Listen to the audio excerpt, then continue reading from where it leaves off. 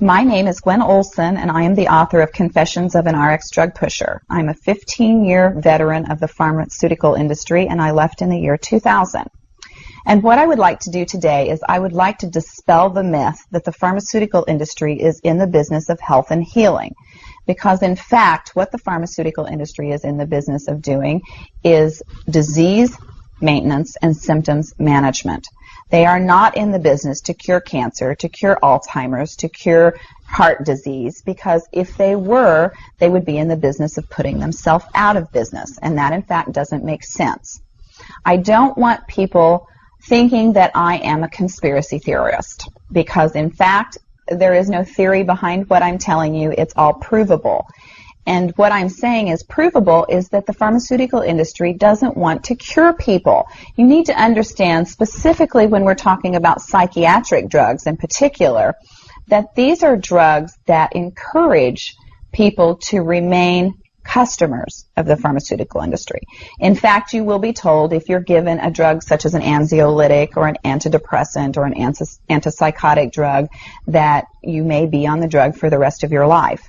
And very frequently people find that they are on the drugs for a very long period of time, if not permanently, because they're almost impossible to get off of.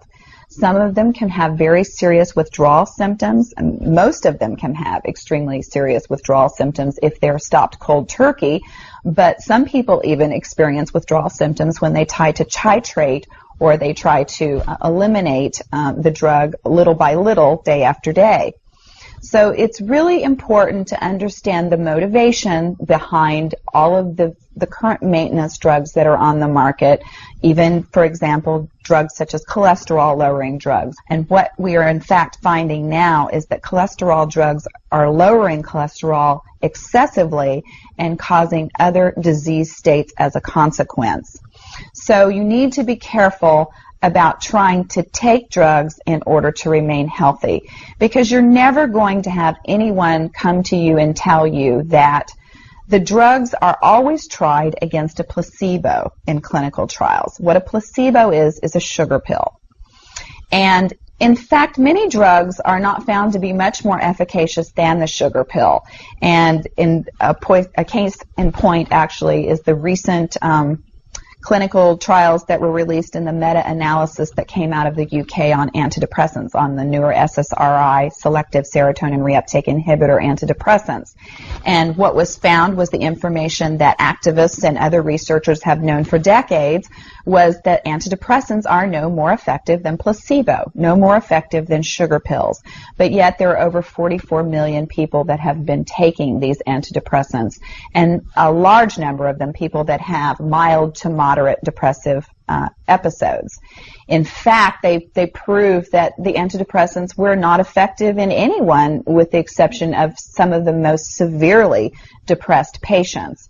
And I can tell you from personal experience that there are a number of things that depressed patients can do to improve their mental status aside from drugs that are quite effective and in fact more effective than placebo.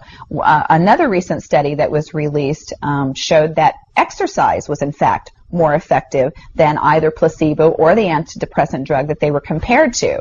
But just like Bill Maher said in his show, you know, we're never going to hear any ads on television that are sponsored by anybody saying, you know, the New England Journal just announced that exercise is twice as effective as antidepressants in curing depression. Ask your doctor if getting your butt off the couch is right for you. You know, you're never going to get that kind of good information, fair, balanced information, as long as pharma is funding the major TV stations, the advertising that supports those television stations, the major journals, and all of the advertising that supports the major journals. You just have to be commonsensical people and understand that the pharmaceutical industry makes 5 to 6 times the amount of money as any of the other Fortune 500 companies in the United States of America. They are not not going to easily or readily give up that income. And we are, in fact, considered a human commodity. Our loved ones, our children, our elderly are considered cash cows that are preyed upon by pharmaceutical reps such as myself, who are encouraged to go in and build market shares without thinking about the consequences to patients, without knowing the misinformation that they are distributing, without being aware that the clinical data has been contrived, or that the patient populations have been cherry-picked, or that the side effects have been minimized and reported in such a manner that it doesn't present the information correctly. I spent 15 years in this industry. I was one of the best, but I'm here to tell you that the industry has run amok, that we are at a severe crossroads in this nation, and that we have got to take our power back, and we have got to start making the pharmaceutical industry accountable for their actions and for the defective products that they're putting on the market. It won't be long before every American is affected by this disaster, and we need to be aware of what the differences are between diseases, between disorders, and between syndromes. Because if it doesn't have to be scientifically proven, if there are no tests, if there are no blood tests, CAT scans, urine tests, MRIs, if there is nothing to document that you have a disease, then you in fact do not have a disease, you have a disorder. And it has been given and has been diagnosed pretentiously. And you need to get yourself educated and understand that there are options, and those options are much more effective than drugs. You need to look into the nutritional aspects of your diet and your lifestyle aspects. Are you exercising? Are you taking care of yourself in the ways that you need to be proactive about your health? Because once you start down the road of taking one prescription drug on top of the other, you will be a lifelong customer for the pharmaceutical industry, and your choices will be truncated. So I would like to ask you to please self-educate, be proactive, and share the information with others. The next victim could be someone that you love. Thank you.